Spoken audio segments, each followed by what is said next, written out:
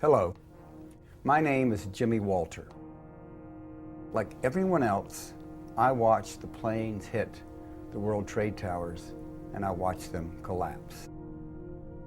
Like everyone else, I thought it was the impact of the planes and the ensuing fires that caused the collapse. Like everyone else, I became concerned with terrorism. I went onto the internet and started researching the foreign newspapers and articles that were appearing there, but were not making the light of day in the American mainstream press, or were buried on page 88 in a small and usually misleading headline. What I discovered was that not only did Saddam Hussein not have weapons of mass destruction, did not have poison factories, but in fact fought Al-Qaeda tooth and nail as an arch enemy. But what really alarmed me was the fact that George Tenet, the CIA, and the international press were warning us clearly that invading Iraq would swell the terrorist ranks, increase terrorism, and make us less secure. I was so alarmed I ran full-page ads in the New York Times, USA Today, various alternative newspapers across the country. I was censored by the LA Times. I was ignored by everyone. I shut up when the war started in order to support our troops. After mission accomplished was asserted, I started going around the country to the protests to bring our boys home. There I met Eric Hufschmidt, who had written Painful Deceptions and Painful Questions. I got his book and video, but never gave him the time of day. At worst, I thought 9/11 was a sin of omission, where the administration had let it happen in order to further their own nefarious world domination purposes. I did not believe that the World Trade Center was brought down with explosives. About 6 months later, a friend cajoled me into watching Eric's video. It was an epiphany. I knew after watching his video that towers had been brought down with explosives. When I saw heavy steel beams flying straight out, some of them actually going up and down, trailed by a smoke cloud of poisonous debris, I knew that it had to be explosives. Please watch the following video of the event I produced on September 11th of 2004 in New York City, which follows, and see, as they say in The Matrix, how deep this rabbit hole goes. I really do feel like I took the red pill. Brace yourself. You're in for a rude awakening.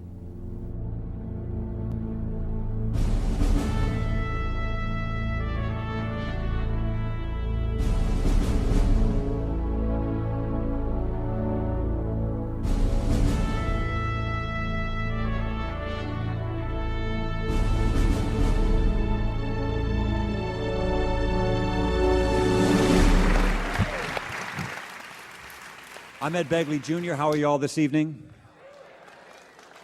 Thank you for coming. I'm going to be your host for this evening's program. Welcome to Confronting the Evidence, a call to reopen the 9/11 investigation. I'll be your host for this evening's program. I'd like to ask you please to finish taking your seats as we're going to begin in a moment. I don't need to tell you that tonight marks the 3rd anniversary of the September 11th events. To begin tonight's program, we ask you to join us in a tribute to the fallen, if you will.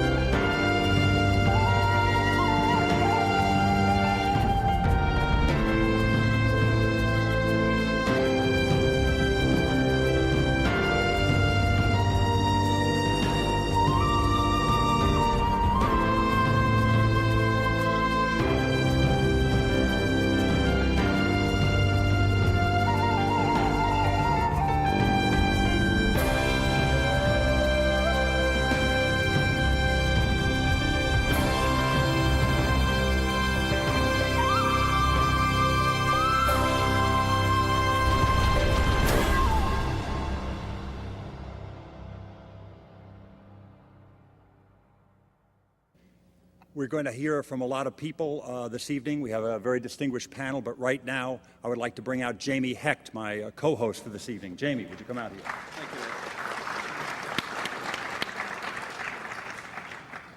Why does so large a group of people believe that the violence, the bereavement, and the grief inflicted on September 11th, which have had such permanent and ongoing consequences, some of which we can't foresee, was avoidable? That it wasn't a bolt out of the blue, some cosmic blow against humanity that should cause us all to bow our heads, remember the fallen, and then go back to business, or as we were urged to do at the time here in New York City, to go out and shop. Why have the questions posed by the families and by the independent researchers, some of whom you'll meet tonight, and so many of you, gone unanswered? In the next few hours, we shall embark upon a difficult journey, and we ask you to reconsider the horrifying events of September 11th in a new and troubling light. This journey is quite difficult. It requires that we re-examine some of our most basic beliefs. This requires overcoming a special kind of inertia, which we're rarely asked to move. And yet, the rewards are a change from anxiety to awareness, from passivity and quietism to a more full participation in the most urgent issues of our time, diminishing unnecessary harm and bringing people closer together for a world of possible safety and creativity and understanding.